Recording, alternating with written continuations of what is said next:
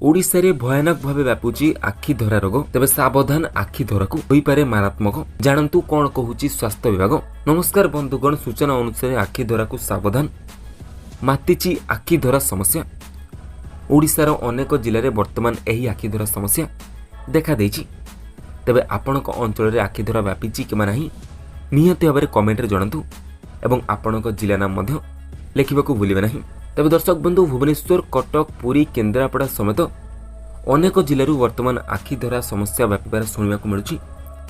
राज्य में अस्वाभाविक भाव आखि धरा रोग बढ़ी बढ़ चली। तेबे डाक्तर कहवा मुताबक साधारण भाव जितेबाला ऋतुर परिवर्तन होता है सेतेबेले आखि धरा रोग देखा देता है, किंतु चलित वर्ष यह रोग भयानक भाव व्यापुची। सेतेबेले विशेष भाव एपरी समस्या लोक मैंने आक्रांत होता से आखि धरा अन्यतम।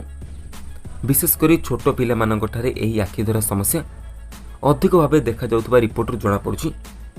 वर्तमान समय 30 रु 40% लोक यही आखि धरा आक्रांत होइछन्ति। एडिनो भूताणु यही आखि धरा रोगर कारण बोली मध्य सूचना मिली। तेबे यही भूताणु बा एडिनो भूताणु पई निश्वास प्रश्वास जनित समस्या, निमोनिया भली आदि समस्या व्यक्ति प्रकाश पाई थाए। तेबे यही समस्यार पीड़ित लोक मैंने निजर समस्यार समाधान पाई डाक्तरखाना रे भिड़ होबाकू मध्य अनेक स्थान में देखा मिलूँ। तेबे यही मास अर्थात चलित मास ही आखि धरा रोग पर विशेष गुरुत्वपूर्ण। यही मासरे सबुआड़े एपरी समस्या स्वाभाविक भाव दृष्टिगोचर हेब। जदि आपण मैंने स्कूल रे पढ़ुछंती किंबा कॉलेज रे पढ़ुछंती एवं आपण मानकू आखि धरिछि, तेबे आपण मानकू स्कूल बा कॉलेज न जिबाकू परामर्श मध्य दिया जाइछि।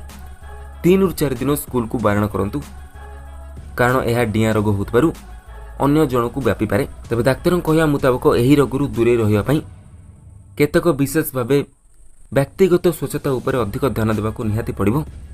एहा सह जेउ माने वर्तमान समय एथिरे पीड़ित अछंती से माने अजथारे विचलित न होई डाक्तर परामर्श नै जिबा जरूरी अटे। एहा सहित आवश्यक स्थले डाक्तर कहबा मुताबक चश्मा मध्य निज आखिरे पिंधि पारिबे।